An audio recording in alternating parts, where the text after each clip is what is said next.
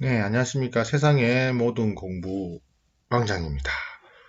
간만에 인사드리네요. 이번 강의는요, 이제 상관적수사 시험이 이제 좀 남았죠? 얼마 남았나요? 7월달에 치나요? 8월달에 치나요? 이제 몇 개월 안 남았죠? 그래서, 알고 가야 할 개념, 오늘은 이제 백제 중에, 36분, 40분까지 가벼운 마음으로 한번 알아보겠습니다. 많이 안 적었어요, 여러분들.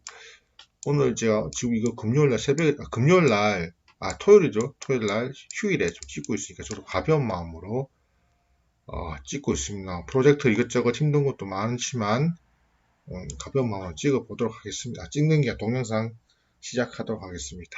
자, 넘어갑니다.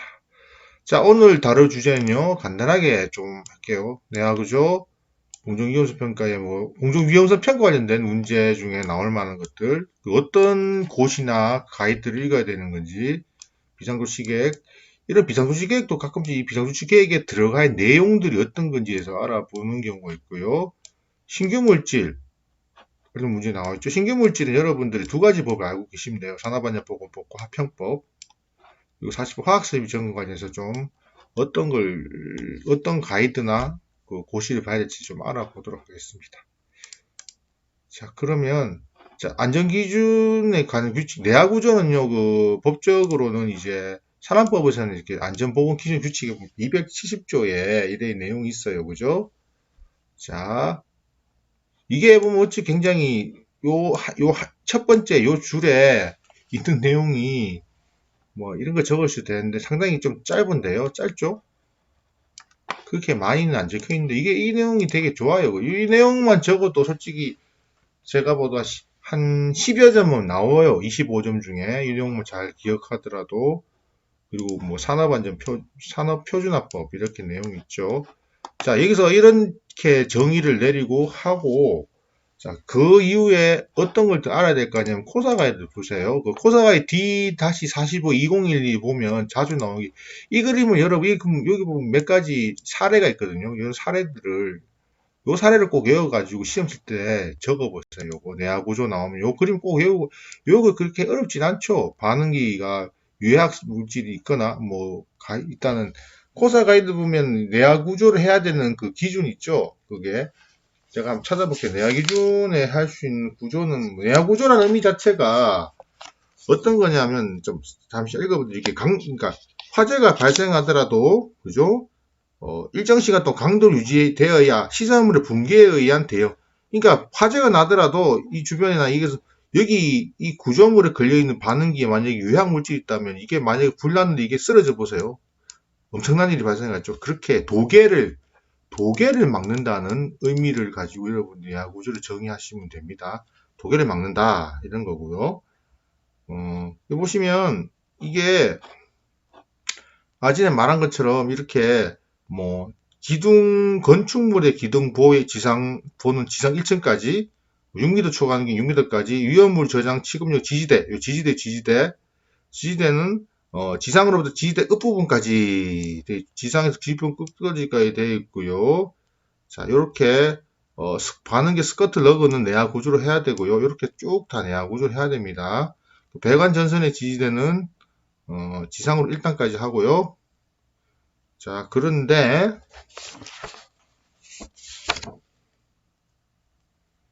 자, 강제 온도에 대한 강도 특성인데 보시면 자, 온도가 350도 일단은 이런 시험 테스트 방법이 있거든요. 성능 내화 시공이나 성능 이런 테스트 방법은 내화 제로의 성능이 있죠. 산업안전 규격에 의해서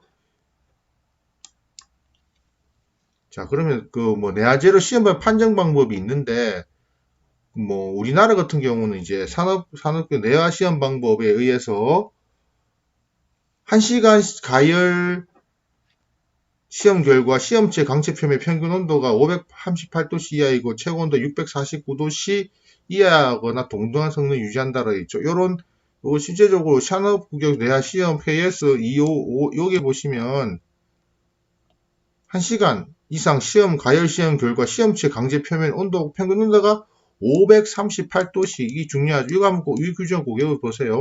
538도씨 이하이고 최고 온도가 649도씨 이하.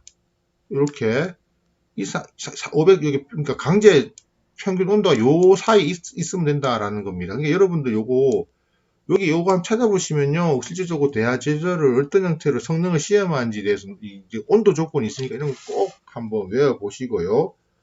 자, 그리고 뭐 여러분 더 이렇게 내화 구조에 대해서 공부를 하면 이렇게 온도에 따라서 그죠?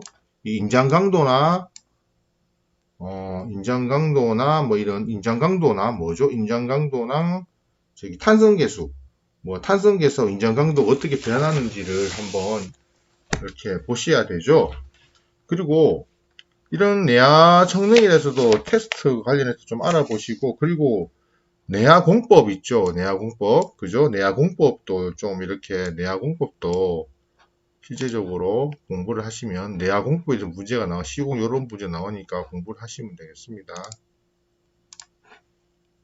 공정비용성 평가 전반적인 이제 내용을 해서 좀 알아보는데 뭐 나오는 거는 뭐 공정비용성 평가에 대해서 의료분들은 이 규정을 보고요. 규정을 보고 이 공정위험평가 기법 중에 있는 내용들을 한번 확인해 보세요. 요거 쭉. 이 위험성평가 제출, 그러니까 위험성평가 같은 경우는 이 심사, 확인, 이행평가에 대한 규정에 대한 내용을 쭉 한번 보세요. 그냥 한번. 그 내용을 한번 확인해 보시면 위험성평가에 대해서 좀 나오니까 그 요런 기법들에 대해서 한번 정리를 해 보시는 거. 제가 일단 여기서 할 수 있는 공정위험평가 기법을 제가 다 적어 놨죠. 그리고 뭐 쭉 다 적어놨습니다. 제가 뭐 그리고 여기 최근에 요거 이런 건지 여기 에이어 프로텍션 레이하고요. JSA 같은 경우는 출제가 가끔씩 되니까 요거는 이제 코사 가이드 요 부분도 요 부분은 여러분이 좀 자세히 공부를 제가 최근 뭐 계속 강의 이 동영 찍으면서 이거에 대해서 좀 다루었었고요. 다루었는데 요거는 여러분 실제적으로 코사 가이드 보면 자세하게 나오시니까 요 부분 방금 러파와 JSA 같은 경우는 참 공부를 좀 다시 복습하다 지고 해보시면 되겠습니다.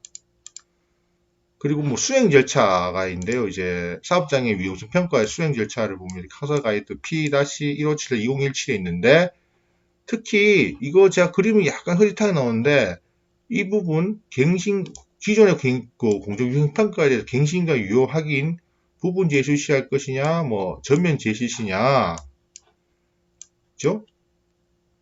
이렇게 이가 세 가지에 대한 개념을 꼭 여러분들이 좀 보고 가시는 것도 괜찮습니다. 위험성평가에 대해서는 뭐 여기 고시나 사업장의 뭐 위험성평가에 대한 고시도 있고요, 코사 가이드도 있으니까 요걸 좀 보고 가시면 되겠습니다. 어떤 흐름을 가는지 확인하시면 되죠. 이런 거 흐름을 파악하는 게 중요하다고 봅니다. 저는요.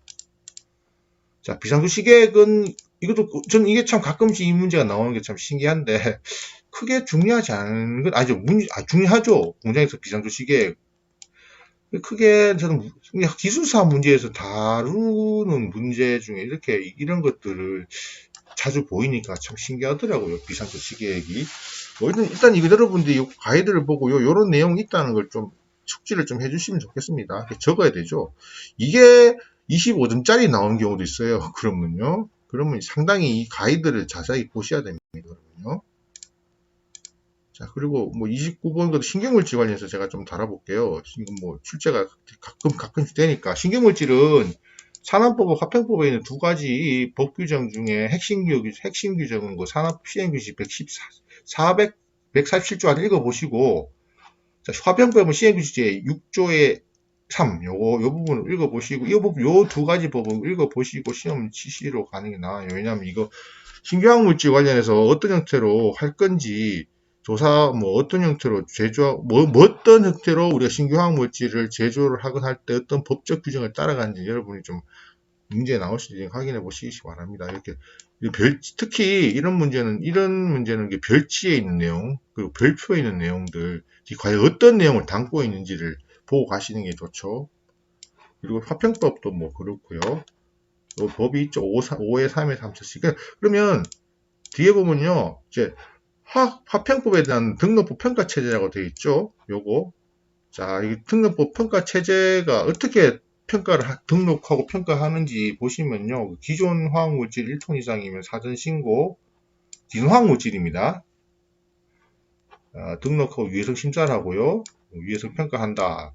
그러니까 여러분들 요거는 요 부분이죠. 요 그림은 여러분이 외우시고 어떤 뭐 신규 물질에 관련해서 문제가 나오면 화평법의 등록 평가에 대한 체제를 한번 적어 보시는 것도 상당히 괜찮죠. 자, 기존 화학물질은 등록 유해성 심사와 위해성 평가에 대해서 잘 고민하셔보고, 그리고 위해성 평가 이후에 허가물질, 제한물질, 금지물질이 나온다. 등록 유예기간, 이거는 이미 작년에 이야기 됐던 거라 보니까, 그리고 신규 화학물질 0.1톤은 등록을 해야 되고 0.1 미만 신고를 해야 된다. 이런 것들. 요 그림을 한번 잘 읽어보시면 이 화평법이 어떤 형태, 이 화평법을 여러분들이 실제적으로 이 기술사 시험 때문에 따로 공부하기는 무리니까 요걸로 화평법을 어떻게 좀 여러분들이 보고 이렇다 이렇게 되는구나, 그죠? 그런 다음에 화평법이 문제 나면 요 그림을 한번 활용하는 것도 괜찮죠. 이 그림으로 뭐 썰을 풀 수도 있는 거고요. 자, 화학설비 점검 마지막인데요. 이건 제가 다 못 적었어요. 그죠? 여러분 필요한 여기 보면 되는데, 제가 보니까 이 안전검사 고시에 보면, 안전검사 고시는 이제 종류가 뭐 있던 여러 가지 기계 부분인데 압력용기가 있죠. 안전검사 고시 보면 압력용기가 있을 거고요. 그걸 좀 보셔야 되고, 기계 기구 자체 검사 규정에 보면 어떤 걸 자체 검사를 할 건지에 대해서 자세한 내용이 있으니까 요것들, 그리고 유지 전기 관리 지침 이런 것들 좀 읽어보시고, 이거는 좀 핵심만 뭐 제가 말씀드릴 수 없어요. 그냥 규정이 있기 때문에. 그래서 이런 점검에 대한 이해가 나오면 어떻게 보면 요 3번 요거 있죠. 요 내용을 좀 집중적으로 공부를 하시는 게 좀 좋다고 생각합니다. 예, 감사합니다. 채널 세상의 모든 공부였고요. 다음 시간은 이제 41번부터 45번까지 하도록 하겠습니다.